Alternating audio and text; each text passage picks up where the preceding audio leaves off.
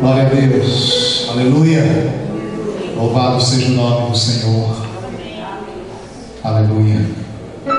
Que bom é estar na presença do Senhor. Amém? Eu vou ler um texto para nos preparar para esse momento de consagração de nossas vidas, das ofertas, dos dízimos. Você fica como você quiser, se quiser sentar, como você desejar. A palavra que está aqui em Abacuque, capítulo 2. Diz o Senhor, ou melhor, versículo 1: Por-me-ei na minha torre de vigia, colocar-me-ei sobre a fortaleza e vigiarei para ver o que Deus me dirá e que resposta eu tenho à minha queixa. Você tem levado queixas na presença do Senhor? Abacuque estava na mesma situação, minha e sua. Precisava de respostas de Deus.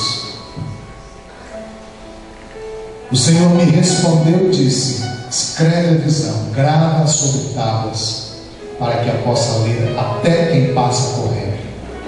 Porque a visão ainda está para cumprir-se no tempo determinado, mas se apressa para o fim, e não falhará. Se tardar, espera-o, porque certamente virá, não tardará. Amém? O cumprimento da promessa na sua vida está demorando?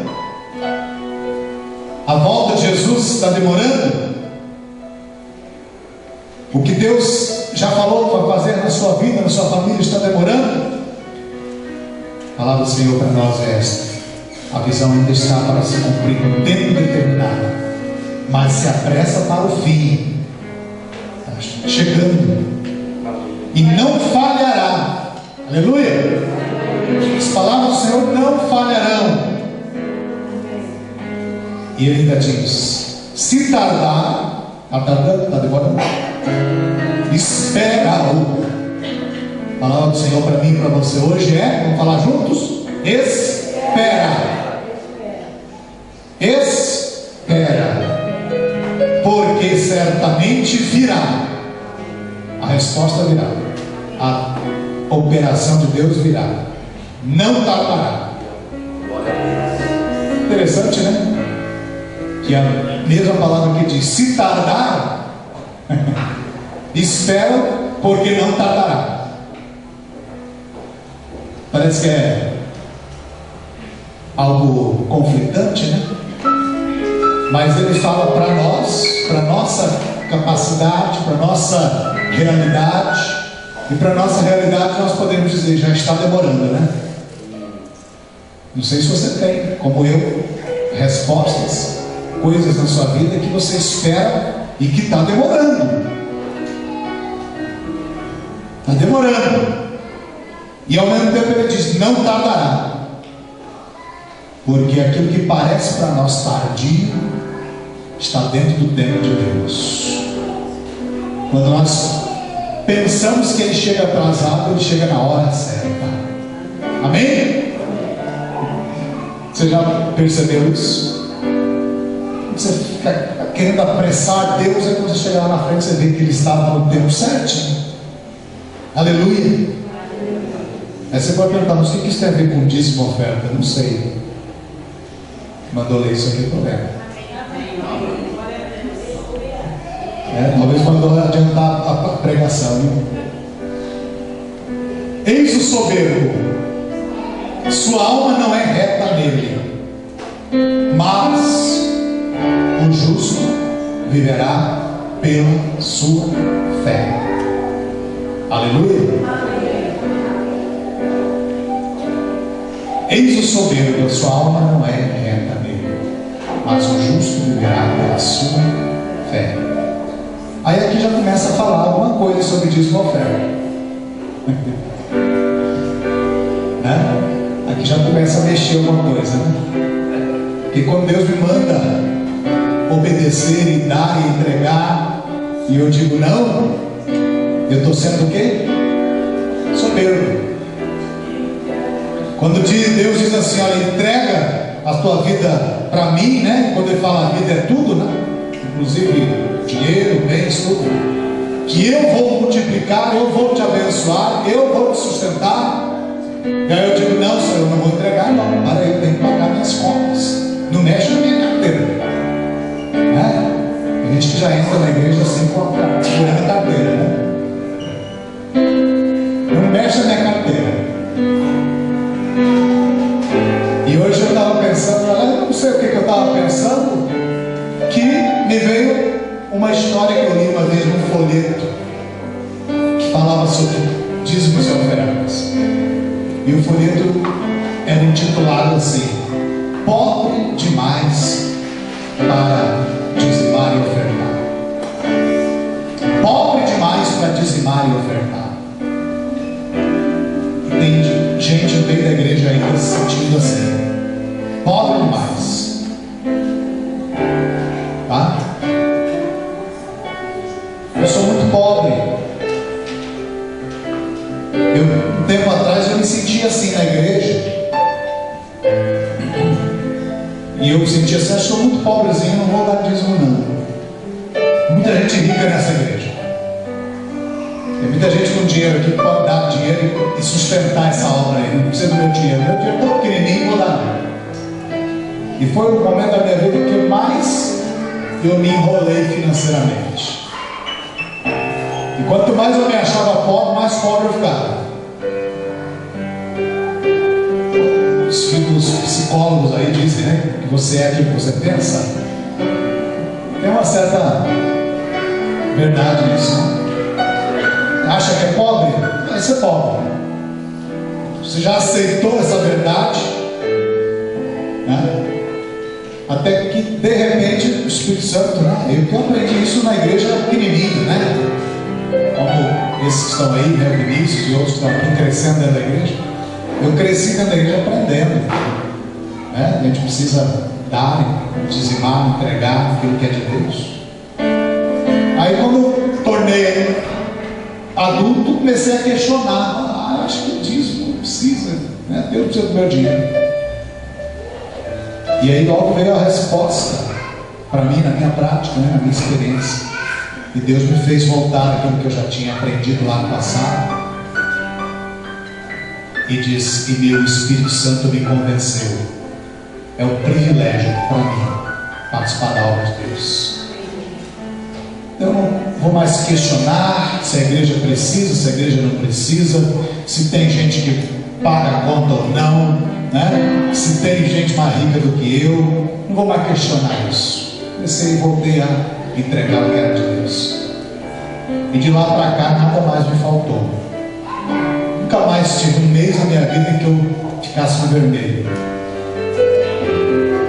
Lógico, eu não saio por aí gastando, passando cartão de crédito toda hora, não, sem pensar e sem fazer conta não.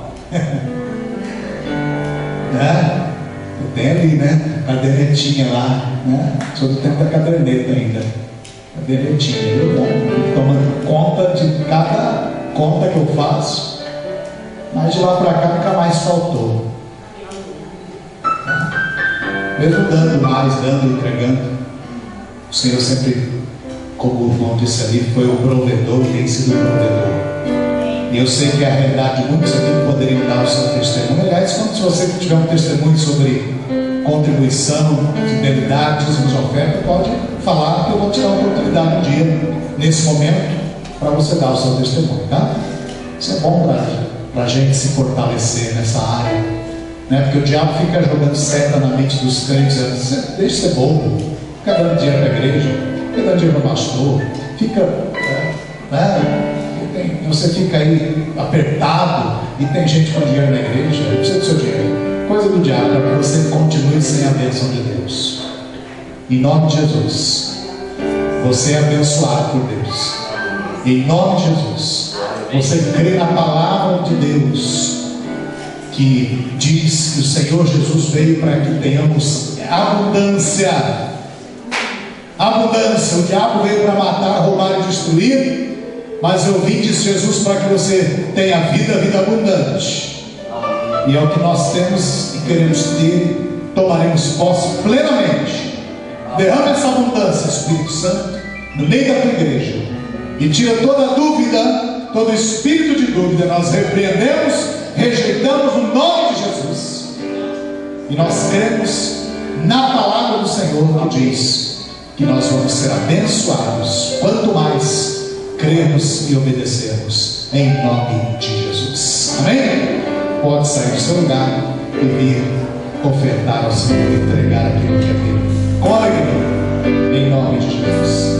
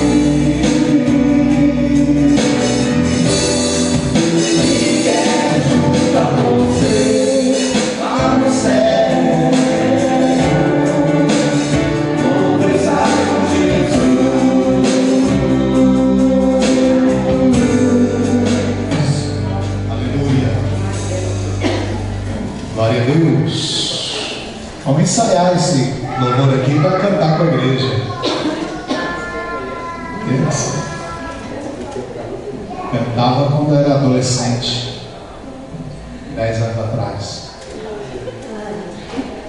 Glória a Deus.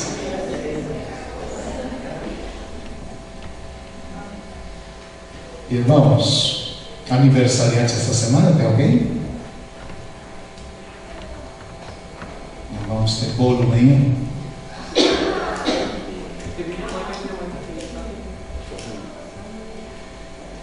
Dia 20, sem ser o próximo domingo, no outro, nós teremos aqui aquele irmão.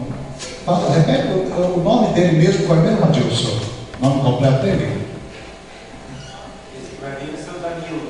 Ah, não é o que veio aqui da outra vez. Ah, Danilo, é outro.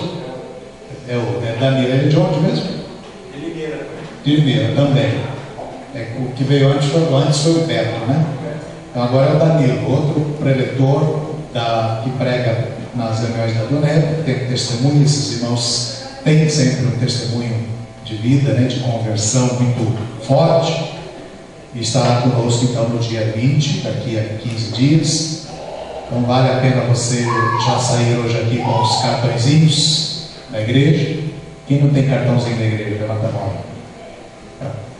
Pastora Rosana vai te dar agora cartãozinho para entregar para os seus amigos e convidá-los para estar aqui no dia 20. Levanta a sua mão se você precisa dos cartõezinhos. É a forma de você dizer: olha, vai lá dia 20, às 7 horas da noite. Tem cartão aí não? Tinha ali atrás, eu sei que tinha lá naquela. Tem aí? Você precisa aí de alguns aí, pega para você dar para alguns amigos. Porque, irmãos, se nós não convidarmos, não orarmos por pessoas e não convidarmos, nós não vamos ver essas cadeiras deixarem de estar vazias, tá? Isso aí não é. Posso contar com você, convidando 1, 2, amém? Mas tem que orar. E faz um jejumzinho também, né? Durante a semana, pega um dia aí, faz um jejum, ora, né? Toda arma espiritual que pudermos usar, né? Nós temos que usar todas as armas que temos. O diabo usa todas que ele tem contra a nossa vida, contra a igreja, contra as pessoas. tá? E nós precisamos usar as armas espirituais que temos, né? Um jejumzinho por semana, será que dá? É muito dia demais? Hein? Dá? Pegar um dia na semana, não tomar um café da manhã, ou não almoçar, dá? É possível? E nesse momento, nesse período, você vai ser, normalmente, você vai ser levado a orar. É normal, você fica de jejum, você toda hora, você lembra, peraí, por que eu não tomei café hoje? Ah, é verdade, preciso orar. Aí você ora pela pessoa, você ora pela igreja, né? E é assim que o jejum funciona para o nosso bem no mundo espiritual, né? Amém? Não é necessariamente porque eu vou fazer um sacrifício de não comer, que Deus vai trabalhar. Não é exatamente isso, não, tá? Não é porque eu estou fazendo sacrifício, aí Deus vai trabalhar por mim. Não, Deus trabalha por nós quando nós pedimos a Ele, né? Você não precisa fazer sacrifício nenhum, que Ele age por graça, tá? Ele age pela graça. O sacrifício maior Jesus já fez, né? Amém? Lá por aí na primeira carta aos Coríntios, capítulo 1, eu li esse texto aqui não faz muito tempo, mas a mensagem não é a mesma, tá? É outro esboço, não é o mesmo daquele dia. 1 Coríntios 1, verso 18.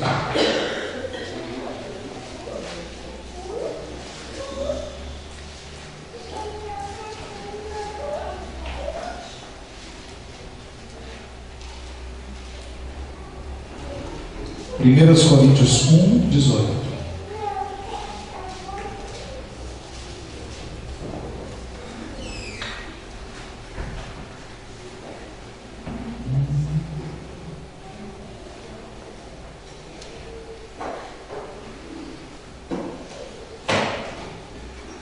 Nós temos buscado a Deus aqui às quartas-feiras, às 20 horas. Se você puder vir, venha, que tem que ser evidência, né, de busca e de adoração, né, a minha palavra que Deus tem ministrado. E às sextas-feiras temos orado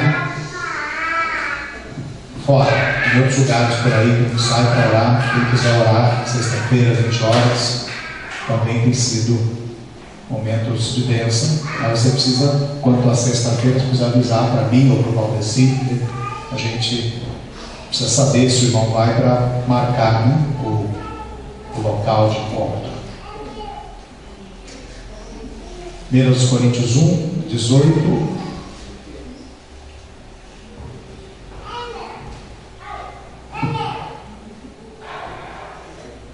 Pai, em nome de Jesus, ministra pelo teu poder a tua palavra, e com a palavra, ó Deus, que nos toque, que nos leve para mais perto do Senhor. Fala de forma clara, Espírito Santo, tira toda dúvida, ensina a cada um de nós de forma muito específica e especial, e faz a obra do Senhor completa no nosso meio, nas nossas vidas, nas nossas famílias, e nos prepara, Deus, para ser bênção para outros, para alcançar outros com a tua palavra de poder e vida, em nome de Jesus. Amém? Amém. Certamente a palavra da cruz, é o que? Loucura para quem? Os que se perdem. Mas para nós que somos salvos, poder de Deus. Pois está escrito: destruirei a sabedoria dos sábios e aniquilarei a inteligência dos entendidos. Onde está o sábio? Onde o escriba? Onde o inquiridor deste século? Porventura não tornou Deus louca a sabedoria deste mundo? Visto como na sabedoria de Deus o mundo não conheceu por sua própria sabedoria, aprove a Deus salvar aos que creem pela loucura Você tem outra palavra aí na sua Bíblia?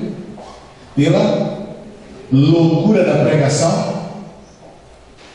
Porque tanto os judeus pedem sinais, como os gregos buscam sabedoria. Alguém tem outra palavra, outro termo aí na sua Bíblia?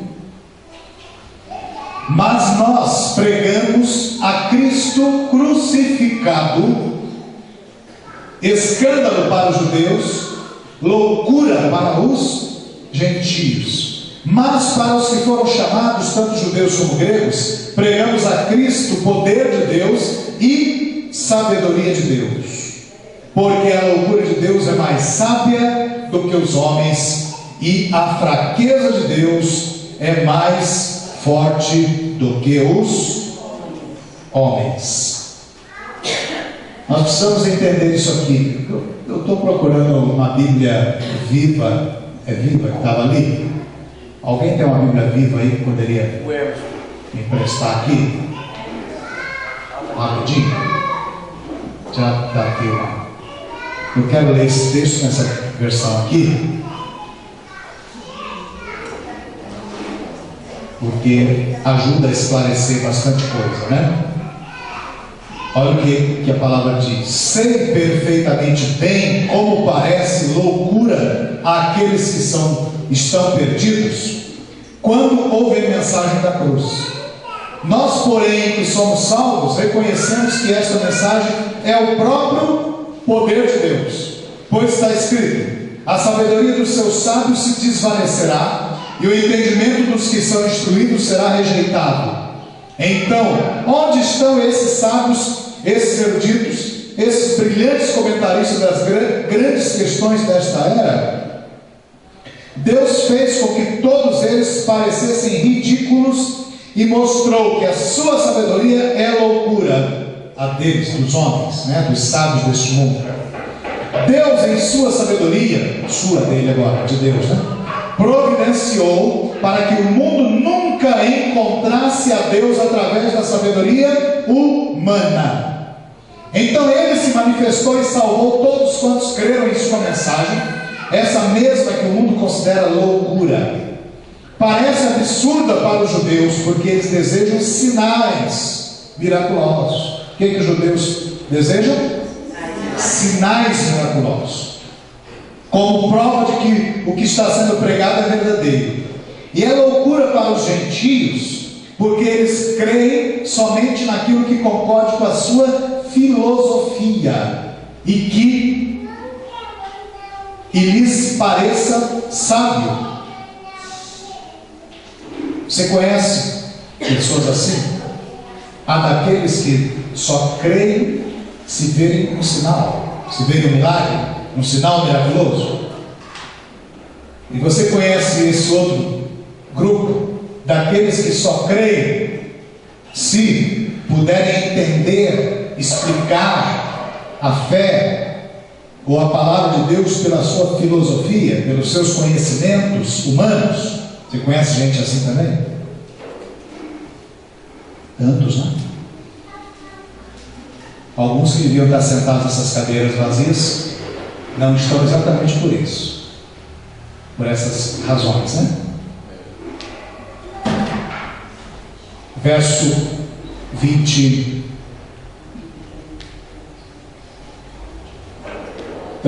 por isso, quando pregamos o Cristo crucificado, os judeus se ofendem e os gentios afirmam que tudo isso é um disparate. Deus, porém, abriu os olhos dos que foram. Agora vem o terceiro grupo.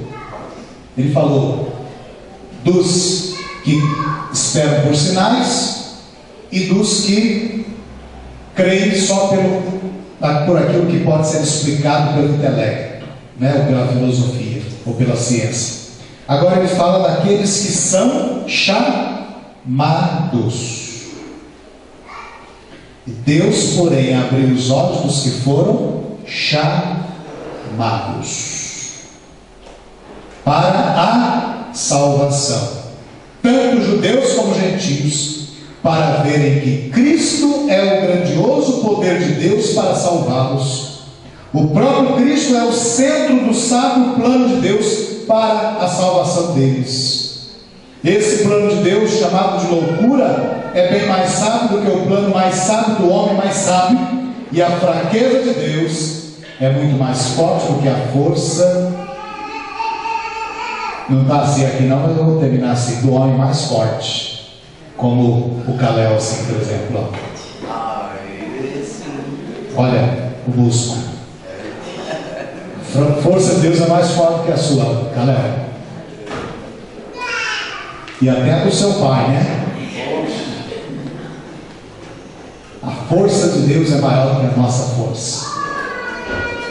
Às vezes a nossa força não está aqui no músculo, como eu no caso, né?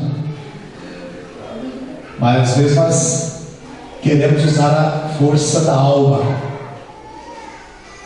Já tentou usar a força da alma? Quando você quer fazer a coisa do seu jeito, aí você usa as palavras que faz o outro aceitar o seu jeito. Aí você, ou se a palavra normal não deu certo, aí você grita mais alto, aí o outro fica com medo. Aí você consegue fazer do seu jeito, né? Alguém já fez isso ou só lá em casa acontece essas coisas? Ou você usa o outro argumento, que é o do silêncio. Também não falo mais com você. Magoei, né? Ou então usa o outro argumento ainda, que é o da ofensa. Ah, você me fez isso, então toma, né? Eu reajo com o que eu posso, com o que eu tenho, né? São argumentos, são a nossa força, são as forças que temos, né? Humanamente falando, seja no físico, seja na alma, né?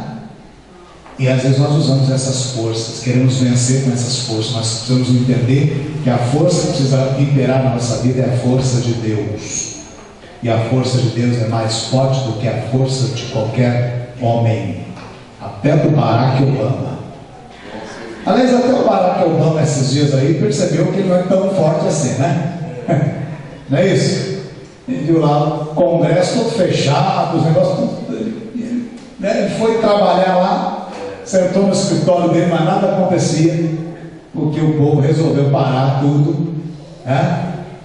Eu não sei porquê, né? Se era por causa de aumento de salário, não sei o que é. Fizeram greve lá nos Estados Unidos. Ah? Hein? Não, lá nos Estados Unidos. Ah? Mas até ele percebeu que a força dele não é tão forte assim, né? O homem, grande homem do mundo, né? E ele descobriu que ele também depende de pessoas e de outros, né? E tomara que ele perceba que ele depende de Deus, na verdade, né? Para andar e para ser vencedor. Esse texto fala mais uma vez, né? Vem nos falar do poder da cruz. E como eu falei quando preguei nesse mesmo texto aqui, um mês atrás ou dois, sei lá, eu posso repetir novamente. Essa é a mensagem central do Evangelho, a cruz. A mensagem central do Evangelho, a cruz de Cristo. Se absorvermos esta mensagem da cruz, nós conseguiremos andar em vitória. Teremos o poder, a força para andar em vitória. Se entendermos e absorvermos esta mensagem da cruz. A verdade é que nós, apesar de já termos aceitado Jesus como nosso Salvador, nós vivemos bombardeados, pressionados constantemente, diariamente, para andar conforme o mundo quer, andar conforme o diabo quer que o mundo ande, conforme o desejo do mundo, conforme as pressões, conforme a forma do mundo, como Paulo fala lá aos Romanos 12, né? Quando diz: não vos conformeis com este século, porque esse pão, para sair assim redondinho, né? É um pão isso. Eu já estou de olho nele. Teve uma vez aí que era um pão mesmo que estava aqui, né? Mas para ele sair redondinho assim, precisou de quê? De uma forma, né? A massa, né, queria se espalhar, né, de todo jeito, de qualquer jeito, né, ficar sem forma, mas aí o padeiro ou a padeira pegou lá a forma redondinha, né? Eu queria um pão redondo, botou na forma, e a massa que queria se expandir, ela teve que se conformar. Olha a palavra forma aí, conformar, isto é, tomar uma forma, a forma da forma, né? E o diabo tem, desde o início, ele determina formas e formas para que a gente ande conforme ele quer, né? Ele pressiona daqui, ele pressiona dali, não é isso? Você quer orar, aí ele diz, não, orar, mas você não tem tempo para orar, disse, quanto pão de mel você tem que entregar, né? Quanta marmitex você tem que fazer hoje, irmã? Aí você vai para a marmitex, quem quiser comprar comida pronta, só pegar o telefone dela ali depois. Roselaí. Quanta coisa tem que resolver isso hoje, né, Rodrigo? Todo dia, né? Sai de manhã, já sai, né, com o olho no relógio. Quantos minutos eu tenho para chegar na empresa? Né? Dá para ir a 80 ou tem que ir a 120, né? E aí vai, chega lá e começa as pressões, tem que fazer isso, tem que cumprir aquilo, tem que fazer. E o chefe fala, olha, vê se faz isso rápido, tá? Nós temos que resolver isso hoje, essa semana, né? Você vai ver a palavra, quer ler a palavra, e aí os espertos, inteligentes, como a Alice, já anda com a Bíblia no celular, né? Não é isso, Alice? Ela estava aqui, assim, ali, assim, ó, para cima, para baixo, né? E o pessoal pensando que ela esqueceu a Bíblia hoje. Porque aproveita todas as oportunidades para, né? Todas as oportunidades para buscar aquilo que é de Deus, né? Eu agora estou trabalhando lá na prefeitura de P1, então eu fico lá, toda hora que dá uma folguinha, já ligo, coloco a Bíblia no computador. O pessoal está pensando que eu estou olhando para lá, olhando para cá, ou que eu estou olhando para qualquer outra coisa, estou lendo a Bíblia. E como orar, você não precisa fazer barulho, nem ficar em pé, nem pular, nem ajoelhar necessariamente. Nos momentos de folga também, o crente esperto começa a falar com Deus. Amém? É aquele mais esperto ainda, quando dá quarta-feira, fala, opa, vou para a igreja. Porque lá eu consigo dedicar realmente um tempo a Deus. Ficar em casa, eu vou ir para a internet, eu vou para a televisão, eu vou fazer qualquer coisa. E aquele mais esperto ainda na sexta-feira fala, eu vou para a vigília de oração. Porque é ali que eu vou alcançar a vitória na minha vida. A presença de Deus. Desculpa aqui, mas eu não estou falando aqui que os que não vêm porque não estão fazendo a vontade de Deus, não é isso, não. Só estou usando um momento para estimular aqueles que podem, né, fazer isso. Às vezes você não pode vir, mas você pode orar lá de outra forma, né? Você vai buscar Deus de outra forma.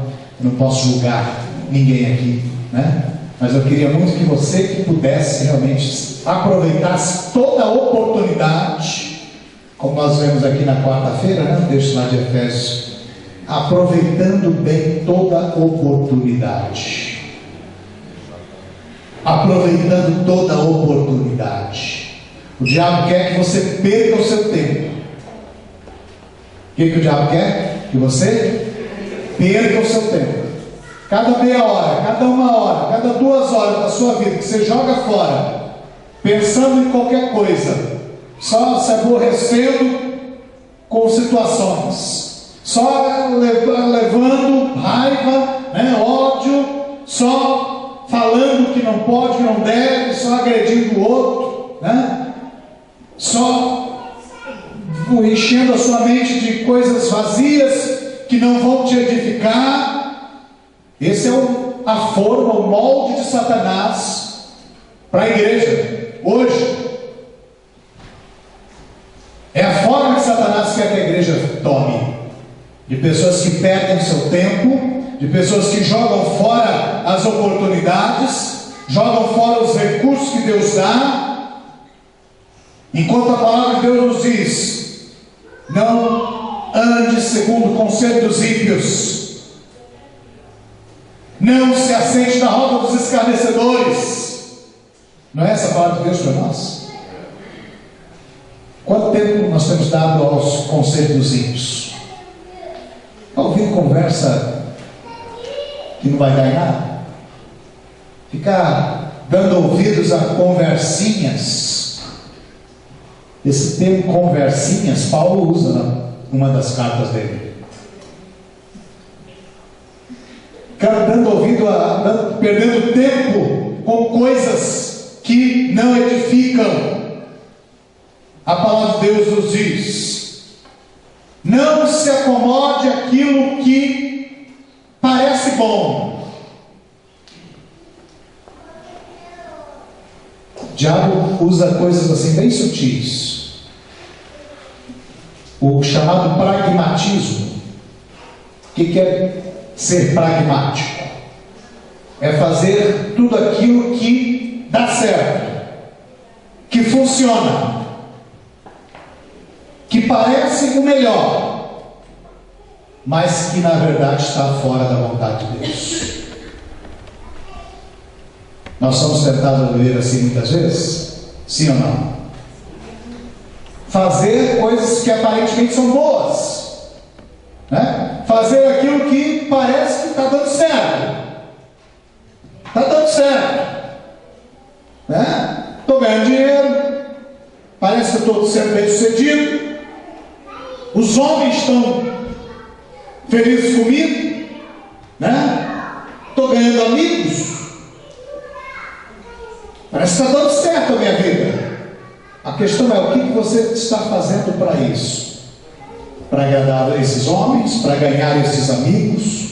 Para conquistar estas posições ou estas coisas, talvez financeiras, materiais? O que você está fazendo? Se é contra a vontade de Deus, você está fora do propósito de Deus. E andar pela cruz é decidir fazer e andar no centro da vontade de Deus. Amém? E Paulo diz aqui à igreja de Corinto, ele fala essas coisas, porque Corinto, os coríntios, não os corintianos, os coríntios, né, eram pessoas salvas, né, um grupo de pessoas formavam uma igreja, como nós aqui, de pessoas salvas por Cristo, mas que, como Paulo fala, se você ler a carta toda você vai perceber isso, essas pessoas não desenvolviam a salvação delas. Criam em Jesus, aceitavam Jesus para ter vida eterna, para ter salvação, mas não desenvolviam a salvação, não cresciam espiritualmente, continuavam como ele mesmo, Paulo fala aos Coríntios capítulo 3, andando como crianças, ainda dependentes de leite. A gente se incomoda quando tem que dar mais uma madeira de leite para o Vinícius. Eu me incomodo já. Esse menino precisa comer arroz, feijão, carne, né?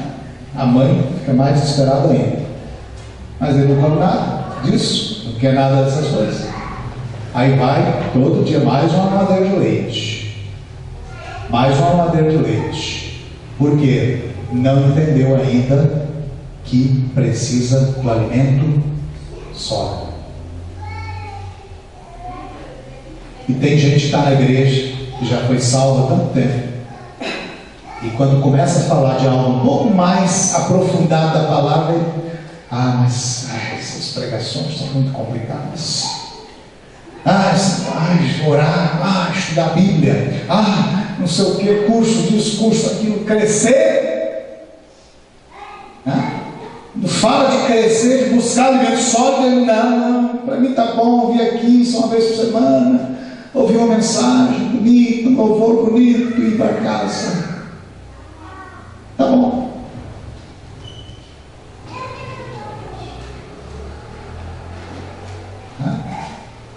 Assim era a igreja de Corinto. E aí o que é que marcava aquela igreja que Paulo diz aí nesse livro de 1 Coríntios? Divisões.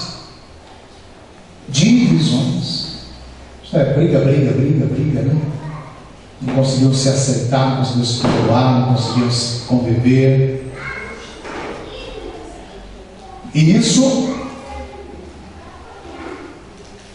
se olharmos para nós hoje, nós vamos talvez descobrir que nós estamos vivendo isso. Se a nossa vida é marcada só por contendas dissensões, o tempo inteiro está brigando com um ou com o outro, sempre tem a briga, sempre tem uma dissensão, sempre está de mal com um, de mal com o outro, ou em casa, ou no trabalho, ou na igreja, ou na escola, ou seja onde for. Tem gente que o tempo inteiro está brigando com uma briguinha aqui, outra ali, contenda aqui, dissensão ali. Isso é gente que ainda não aprendeu o valor da cruz de Cristo. O que significa o poder da cruz de Cristo? Paulo fala aos coríntios: é momento de vocês crescerem, é hora de deixar de lado as carnalidades, tantas contendas, divisões. Tem um capítulo inteiro, capítulo 6, sobre a sensualidade na vida do crente, conceitos errados sobre a ceia do Senhor, que a ceia lá no princípio era um pouco diferente da nossa hoje, né? Lá o pessoal pegava aquele pão grande ali, e pensava, um tirava um pedaço para comer aquele pãozão lá, passava para o outro tirava um pedaço, comia, passava para o outro, e aí quando chegava lá atrás, cadê o pão? Mas um pão desse tamanho, o irmãozinho ali comeu muito, Aí diz: mas pastor, não jantei, não tenho tido comida em casa. Acontecia até isso na igreja de Corinto. Aí o que eu vou agora? Tem padaria aberta? Não tem, não. Tinha dessas coisas. O irmão não olhava, não tinha cuidado de olhar para ele: quantos tem aqui para comer esse pão aí? Deixa eu tomar cuidado aqui, Deixa eu ir devagar, eu tenho que olhar o outro, olhar que tem mais gente, E era assim antes a ceia, E Paulo diz: aquele que tem fome, coma em casa. Está morrendo de fome, come em casa, para que você possa. Porque eles comiam mesmo, Era um copo de bebida, não era um cálicezinho assim, só simbólico, como hoje, não. E eles, então Paulo diz, porque o que significava aquilo na verdade? Significava a falta de cuidado uns com os outros. Eu vou comer o que me dá vontade, se vai sobrar, não quero nem saber. Hoje a questão não é a ceia, o pão, mas às vezes a gente vive assim com os irmãos. Vem na igreja, sai, vai, faltou, volta 15 dias que não vem na igreja, nem estou aí, nem procuro saber, eu só reclamo que tem uma cadeira vazia, mas não procuro nem lembrar quem faltou hoje, por que será? Cadê o telefone desse irmão? E podia ser o meu colega de trabalho aqui, vou orar por ele, não vou viver só pensando em mim mesmo. Olha o texto aqui, veio lá na nossa viagem lá de Peura para cá. Cada um pensando no bem do outro. Isso é maturidade, Isso é maturidade. cada um vivendo em função dos outros, do todo, né? Do corpo. Isso é maturidade e amor, né? Eu faltei, vou faltar 15 dias, 20 dias à igreja, mas também não falo com ninguém. Ninguém precisa dar satisfação da minha vida para ninguém, né? Ouvi isso hoje de alguém, né? Eu não preciso dar satisfação da minha vida para ninguém. Errado, porque a Bíblia diz que nós devemos andar em sujeição uns aos outros. A Bíblia diz que nós devemos cuidar uns dos outros. Então, se eu vou faltar, eu tenho que entender que o irmão vai sentir minha falta. Eu tenho que entender que o outro se preocupa comigo, né? Eu tenho que, sim, dar satisfação, sim. Por quê? Quando for o contrário, né, ele vai se preocupar comigo. Amém? Será que a igreja, como está a igreja, a nossa vida hoje, com relação a esse padrão que Deus estabeleceu para a igreja? Acho que a gente está muito longe, né? O que você acha? Estamos muito longe, né? Do que o Senhor colocou para nós. Precisamos retornar à realidade da cruz, aprofundar nosso conhecimento da revelação do que significa a cruz de Cristo. Paulo diz: a cruz é loucura para o mundo, mas para Deus é a sabedoria. E aquilo que para o mundo é loucura é a sabedoria de Deus, é o plano sábio de Deus que foi traçado para nossa salvação, para a nossa salvação. Amém? E Paulo define aqui dois grupos de pessoas no início desse texto. Ele diz: para os que se perdem, a cruz é loucura de Deus, é loucura. Para os que são salvos, é a sabedoria de Deus.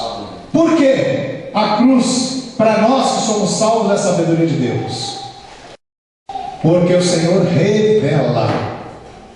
Deus revela para cada um de nós o significado do seu plano. Plano maravilhoso de Deus, né? Traçado desde a antiguidade. Ele traz revelação para nós.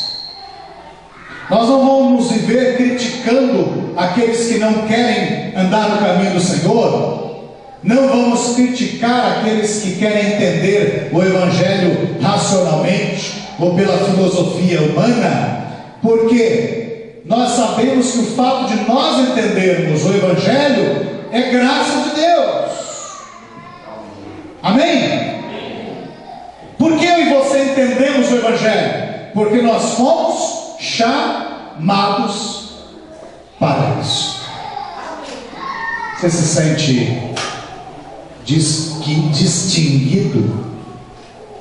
Você se sente especial quando a palavra fala isso? Você foi chamado para a salvação. Amém? Você foi chamado para a salvação. Aleluia! Sabe aquela pessoa que você até ora, até pensa nela, até ora pela salvação dela, mas você nunca vê nela nenhuma disposição ou predisposição interior para Deus? Conhece alguém assim?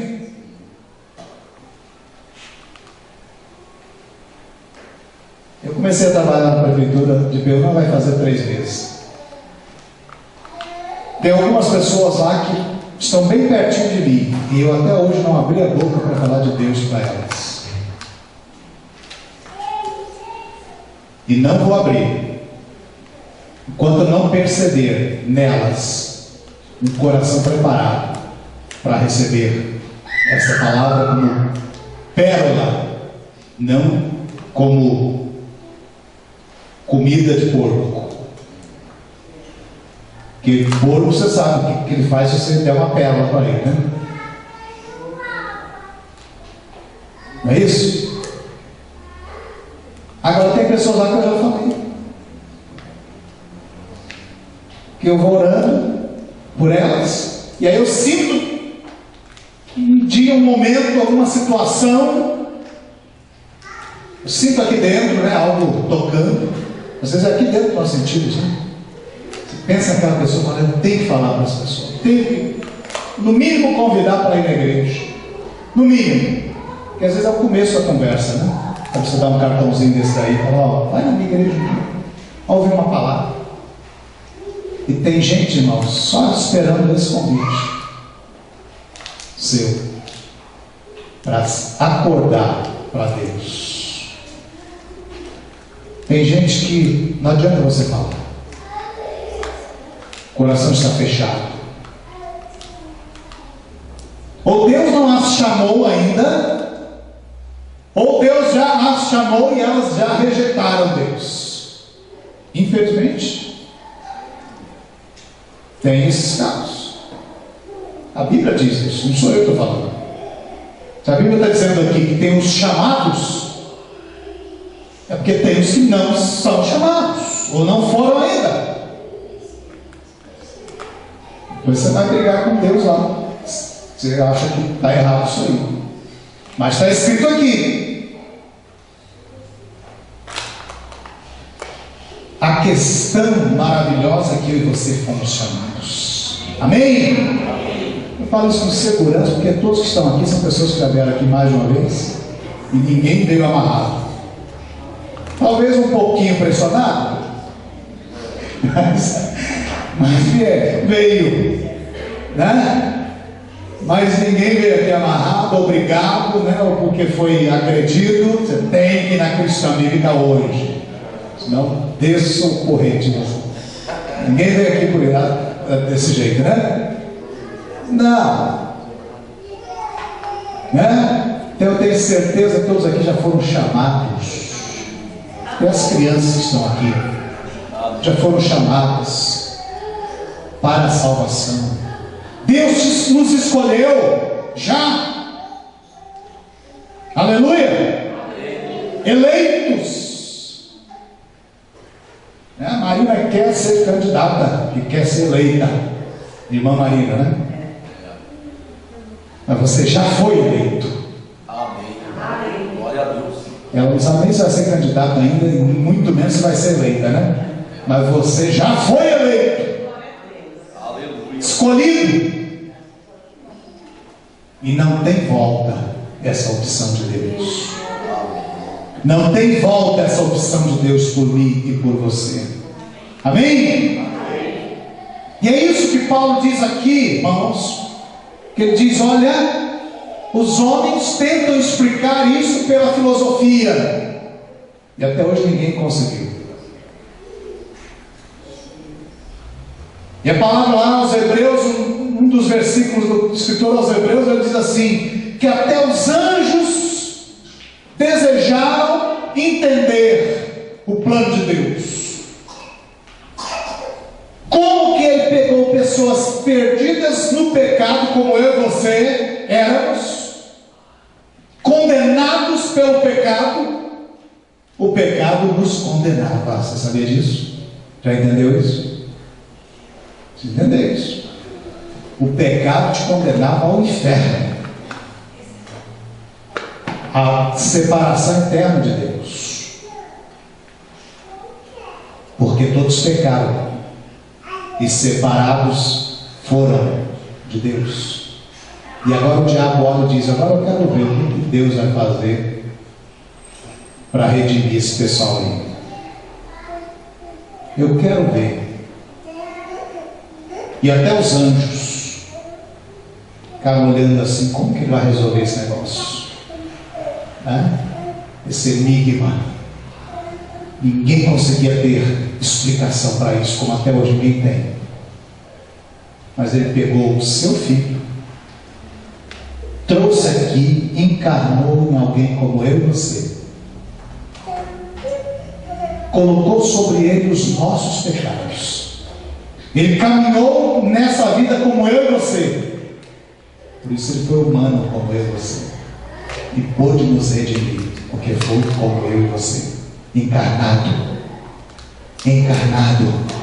Esse é o poder, o mistério da encarnação. Ele não poderia fazer nada por nós se ele não fosse encarnado.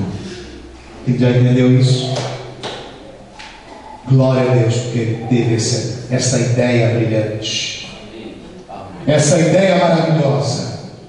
Ele, se não tinha um perfeito, um sangue apropriado, ele preparou. Aleluia! Ele fez nascer.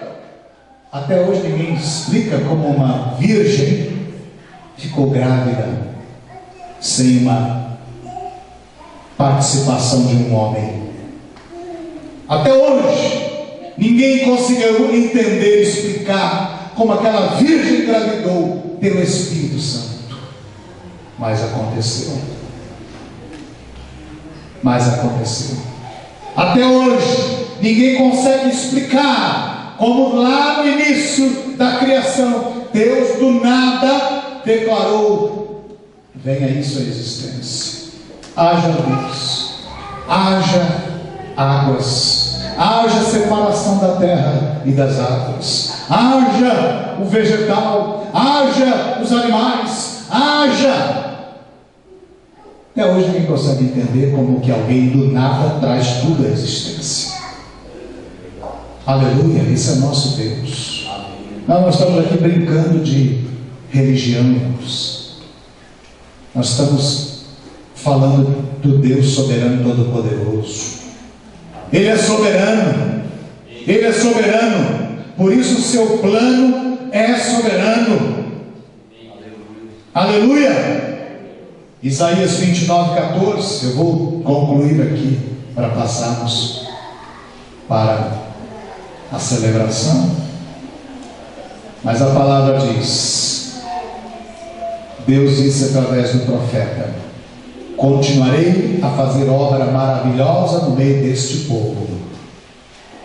A obra maravilhosa ele já tinha traçado em Cristo Jesus. Sim, obra maravilhosa e um portento, de maneira que a sabedoria dos seus sábios perecerá e a prudência dos seus prudentes se esconderá. Aleluia. O Senhor diz: eu vou fazer obra maravilhosa que a sabedoria dos sábios dessa terra não vai poder explicar nada disso. Até hoje os cientistas, a loucura deles é tentar explicar a palavra, a Bíblia, os acontecimentos da Bíblia, os milagres, explicar cientificamente. Os filósofos até hoje tentam explicar com a filosofia e não conseguem.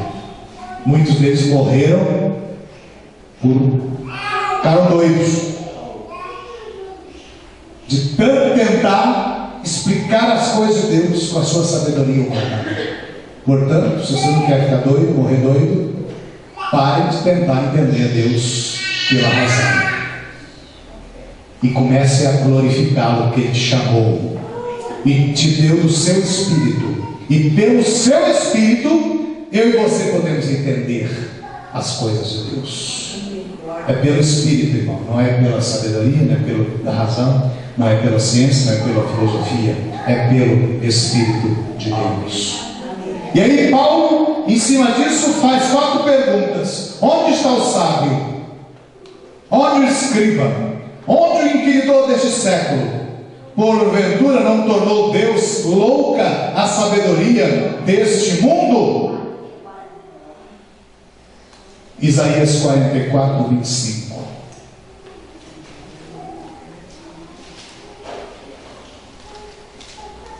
Aliás, a partir da metade do verso 24 diz: eu sou o Senhor que faço todas as coisas sozinho. Sozinho estendi os céus e sozinho espraiei a terra. Que desfaço os sinais dos profetizadores de mentiras e enlouqueço os adivinhos, que faço tornar atrás os sábios cujo saber converto em loucuras. Não tem como explicar o que Deus fez pela sua vida de forma humana, de forma racional. Foi o plano assim que Deus resolveu fazer. Ele disse: eu vou fazer de um jeito que os homens nunca vão conseguir entender pela sua sabedoria. E só Ele podia fazer isso, né? Porque só Ele é Deus. Eu vou fazer de um jeito que eles nunca vão conseguir explicar. Você vai achar alguns grupos por aí que vão te dizer: olha, nós estamos entendendo tudo lá, né? Nas nossas reuniões nós estamos, né, conseguindo matar todas as charadas do universo. Aí você já começa, pela palavra aqui, você começa a ver que isso não é de Deus, né? Tem alguma coisa ali que não é de Deus, que não tem como explicar pela razão, não tem como explicar pela filosofia, não tem. Deus te escolheu, Deus me escolheu, e ponto final. Nós somos chamados. E nós vamos tomar esses elementos hoje com esse sentimento de louvor e de gratidão ao Senhor.